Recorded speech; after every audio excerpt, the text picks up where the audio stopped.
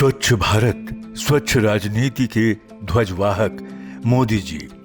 लीजिए सुनिए भाजपा के राष्ट्रीय उपाध्यक्ष और छत्तीसगढ़ के पूर्व मुख्यमंत्री माननीय डॉक्टर रमन सिंह के लेख का ये ऑडियो संस्करण। प्रस्तुतकर्ता भाजपा संगवारी। भारत के यशस्वी प्रधानमंत्री श्री नरेंद्र मोदी जी का छत्तीसगढ़ आगमन समूचे प्रदेश के लिए उत्साह का विषय है। अपना संपूर्ण जीवन राष्ट्र समाज के लिए समर्पित कर देने वाले मोदी जी वास्तव में भारतीय लोकतंत्र को मिला एक ईश्वरीय उपहार हैं। हर महान व्यक्तित्व की तरह ही मोदी जी के व्यक्तित्व के भी अनेक पहलुओं पर बात की जा सकती है।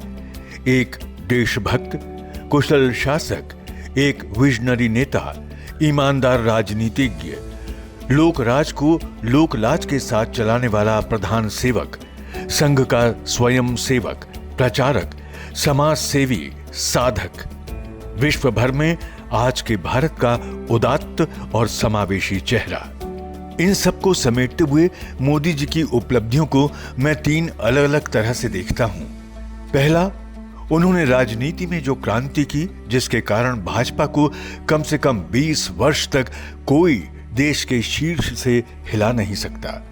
दूसरा, जो उन्होंने विकास और समृद्धि के कार्य किए जिसके लिए शायद अगले 50 वर्ष तक वे याद किए जाएं। लेकिन इन सबसे अधिक महत्वपूर्ण काम जो मोदी जी का है, जिसके लिए सदियां स्मरण रखेंगी उन्हें, वो है देश की चेतना को झकझोर कर सनातन भारत को फिर से चैतन्य बना देना। दशकों से पश्चिमी विचारों की जकड़न में रहने के कारण भारत में एक तरह की आत्महीनता आ गई थी। हम सब ने यह मान लिया था कि हमारा कुछ नहीं हो सकता।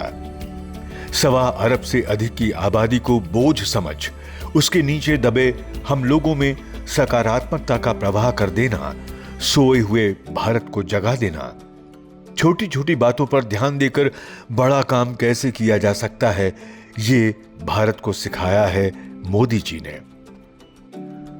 कल्पना कीजिए, क्या कभी आप किसी प्रधानमंत्री से ये उम्मीद करते थे कि वो लाल किले से ये कहेगा कि भारत को स्वच्छ बनाना सबसे बड़ा काम है, या खुले में शौच जाना सबसे बड़ी राष्ट्रीय समस्या है?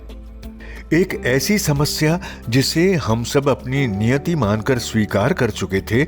उन्होंने न केवल हमें यह बताया कि यह गलत है, बल्कि समाधान भी प्रस्तुत किया।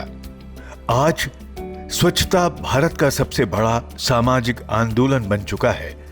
आज लगभग सारा देश खुले में शौच से मुक्त अगर हुआ है, आज अगर देश का हर नागरिक कहीं भी थूक देने से पहले, कुछ खाकर रैपर सड़क पर फेंक देने से पहले इधर उधर देख लेता है, या उसे ऐसा लगने लगा है कि ऐसा करना सामाजिक और नैतिक अपराध है, तो 1.25 अरब मस्तिष्क में यह विचार रूप देना कितना बड़ा भगीरथ काम है। ये सोचिए, सफाई न केवल बाहरी गंदगी की अपितु राजनीति के भीतर पैबस्त भ्रष्टाचार, अनाचार की गंदगी को भी साफ करने के लिए मोदी जी की सरकार कितनी सजग है, ये अनुभव हाल फिलहाल भी लगातार बार बार हुआ है, जब भ्रष्टाचार पर जीरो टॉलरेंस की नीति के तहत हर उस व्यक्ति पर कार्रवाई जारी है जिसने जनता के धन को लूटा हो, भले ऐसा अपराध करने वाली कितनी भी बड़ी और प्रभावी हस्ती क्यों ना हो। लोकतंत्र में एक चुने हुए प्रधान के लिए वास्तव में यह बड़ी बात है। पिछले स्वतंत्रता दिवस पर आपने मोदी जी को एक और मंत्र देते हुए सुना होगा, जब उन्होंने कहा कि महिलाओं के विरुद्ध अपमानजनक भाषाओं का उपयोग हमारे देश में आम होना भी एक बड़ी बुराई है। इससे पहले उन्होंने ही कहा था कि लड़कियों से जल्दी घर आने की उम्मीद करने वाला समाज आखिर अपने बेटों से क्यों नहीं पूछता कि वो बाहर क्यों रहता है देर तक। आज मोदी जी की इन्हीं भावनाओं के कारण बेटी बचाओ बेटी पढ़ाओ जैसे आह्वान के कारण यह संभव हुआ है कि देश अपने जेंडर रेशियो को लगभग आदर्श स्थिति में लाने जैसा चमत्कार हासिल कर पाया है। ऐसी छोटी छोटी चीजों से, गंदगी से मुक्ति का, समाजोत्थान का, राष्ट्र प्रथम का मोदी जी का स्वप्न किस तरह साकार हुआ है, इसके बारे में सोचकर हम मोदी जी के व्यक्तित्व का थोड़ा बहुत मूल्यांकन कर सकते हैं। आप गौर करें, एक तरफ मोदी जी देश को ये चेतावनी देते हैं कि चुनावी लाभ लेने के लिए रेवड़ी बांटना देश को गर्त में ले जाएगा। इसे भी वे एक कुप्रथा की तरह देखते हैं, लेकिन जब भी देश को जरूरत होती है वे खजाना खोल देने में रंच मात्र भी देरी नहीं करते। कोरोना के भयावह वैश्विक संकट में 81.35 करोड़ भारतीयों तक मुफ्त अनाज पहुंचाना, 200 करोड़ कोरोना टीके भारतीयों को लग जाना कितनी बड़ी बात है।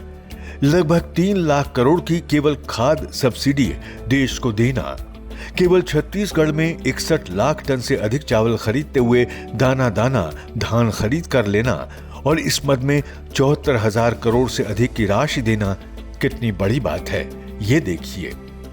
विरोधी हिसाब लगाकर कहते थे कि भारत का संपूर्ण कोरोना टीकाकरण कम से कम 15 वर्ष में संभव होगा, जबकि साल 1.5 साल में न केवल दोनों टीके उपलब्ध करा दिए गए बल्कि अब तो बूस्टर डोज तक भी हम पहुंच गए हैं। ये चमत्कार ऐसा है जिसके लिए दुनिया दांतों तले उंगली दबा रही है। एक ऐसा विजनरी नेता जिसने कुछ बन जाने को कभी अपने जीवन का ध्येय नहीं बनाया, हमेशा जिसने कुछ कर जाने को अपने जीवन की सार्थकता समझी हो।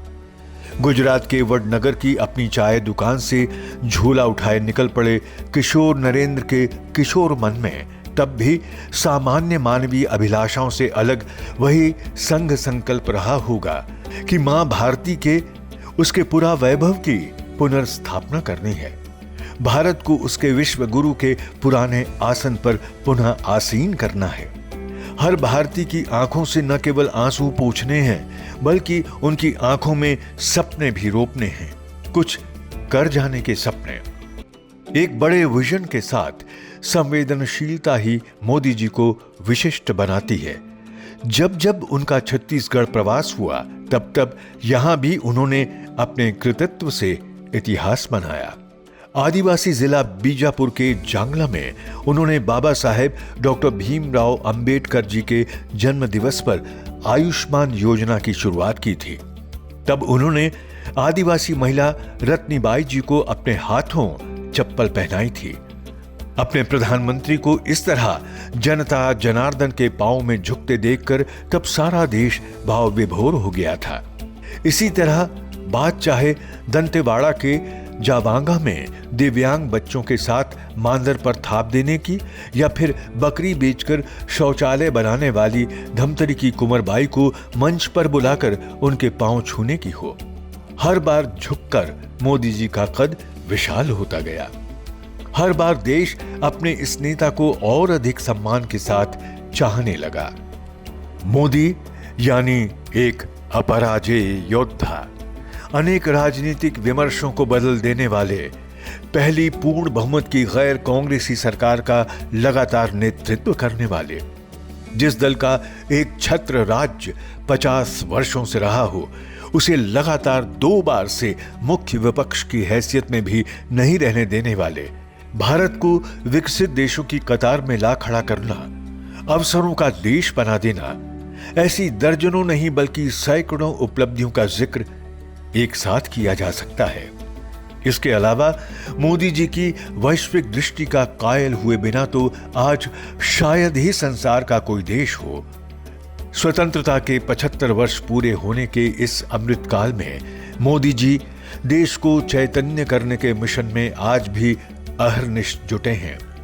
हाल ही में एक उद्बोधन में जैसा कि मोदी जी ने कहा, अमृतकाल का समय सोते हुए सपने देखने का नहीं है बल्कि जागृत संकल्पों को पूरा करने का है। आने वाले 25 वर्ष अत्यंत कठिन परिश्रम, त्याग और तपस्या के काल हैं। हमारे समाज ने सैकड़ों वर्षों की गुलामी में जो खोया है उसे वापस पाने के लिए ये 25 साल की अवधि है। ये वो विजन है जो अगले 25 वर्षों के लिए मोदी जी ने हमें दिया है। देश अपने इस नेता के साथ कदम ताल करते हुए उनके जागृत संकल्पों को निश्चय ही सिद्ध करेगा, ये तय है। शुभकामना। स्वच्छ भारत, स्वच्छ राजनीति के ध्वजवाहक मोदी जी। आप सुन रहे थे भाजपा के राष्ट्रीय उपाध्यक्ष और छत्तीसगढ़ के पूर्व मुख्यमंत्री माननीय डॉक्टर रमन सिंह के लेख का ये ऑडियो संस्करण। प्रस्तुतकर्ता भाजपा संगवारी।